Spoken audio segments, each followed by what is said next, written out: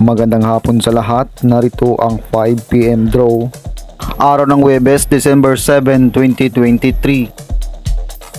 Para sa 2D Lotto, 8 in exact order.